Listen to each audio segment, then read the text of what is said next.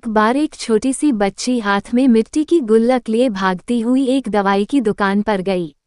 वो काफी देर तक वहां पर खड़ी रही, लेकिन दुकानदार का ध्यान उस पर नहीं गया क्योंकि वहां पर काफी भीड़ थी।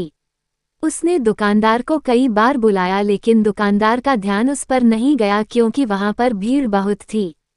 फिर इस बच्ची को गुस्सा आया और अपने मिट्टी की गुल्लक को वहीं काउंटर पर जोर से रख दिया।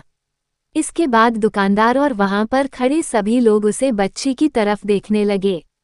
दुकानदार ने उसे बच्ची से पूछा कि बेटे आपको क्या चाहिए, तो वह बड़े ही भोलेपन से बोली मुझे एक चमत्कार चाहिए। ये सुनकर दुकानदार को कुछ समझ में नहीं आया और ना ही वहां पर खड़े लोगों को कुछ समझ में आया। सभी उसकी तरफ देखने लगे। फिर दुकानदार ने उससे कहा कि बेटे चमत्कार तो यहाँ पर नहीं मिलता है।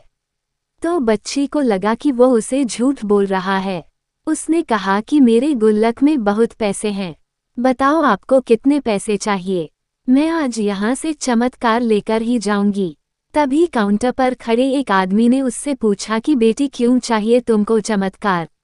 तब उसे बच्ची ने अपनी कहानी बताई। अभी कुछ दिन पहले मेरे भाई के सर में बहुत तेज दर्द हुआ। मेरे पापा मम्मी उसको हॉस्पिटल ले गए। उसके बाद कई दिन तक मेरा भाई घर नहीं आया।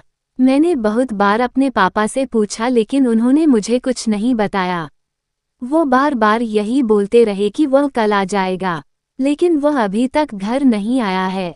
तभी मैंने देखा कि मम्मी रो रही थी और पापा उनसे कह रहे थे कि हमारे बेटे के इलाज और दवाइयों के लिए जितने पैसे चाहिए उतने पैसे मेरे पास नहीं है।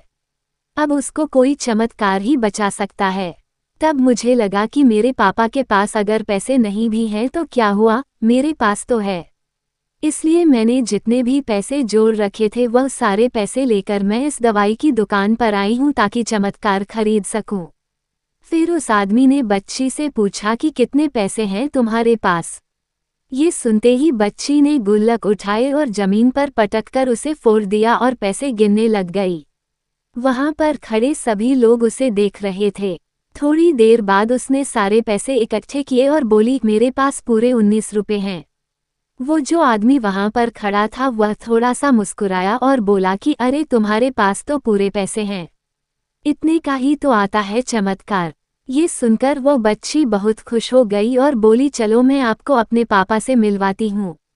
बाद में पता लगा कि वह आदमी कोई आम आदमी नहीं था, बल्कि एक बहुत बड़ा न्यूरो सर्जन था और उसने सिर्फ 19 रुपए में उसके भाई की सर्जरी कर दी। उसका भाई कुछ दिन बाद ठीक होकर के घर वापस आ गया। फिर कुछ दिन बाद वह बच्ची, उसका भाई, उसके पापा और मम्मी चारों एक साथ बैठे हुए थे और बात कर रहे थे। तभी उसकी मम्मी ने उसके पापा से पूछा कि अब तो बता दो यह चमत्कार आपने किया कैसे। तब उन्होंने अपनी बेटी की तरफ देखकर कहा चमत्कार में नहीं, इसने किया है। तो यहाँ पर एक बहुत बड़ी सबक है जो हम उस छोटी सी बच्ची से सीख सकते हैं। जिंदगी में कभी कभी ऐसा होता है कि हमको कोई रास्ता नजर नहीं आ रहा होता है और हम लोग हिम्मत हार जाते हैं। तब हमारे अंदर एक बच्चा होता है जो कोशिश करने से कभी पीछे नहीं हटता है। वह हार मानने को तैयार ही नहीं होता है क्योंकि उसको ना शब्द समझ नहीं आता है। वह बच्चा जिसके लिए कुछ भी नामुमकिन नहीं है कि क्योंकि वह हर हाल में कोशिश करता ही रहता है। हम आशा करते हैं कि आपको यह मोटिवेशनल स्टोरीज पसंद आई होगी। इन कहानियों को पढ़कर आपके अंदर कुछ कर दिखाने की इच्छा बढ़ जाएगी और अपने जीवन में कुछ बड़ा कर दिखाएंगे। अगर आपको यह मोटिवेशनल स्टोरीज पसंद आई है तो कृपया इसे अपने दोस्तों को भी शेयर करें और सब्सक्राइब करें। Thanks for watching.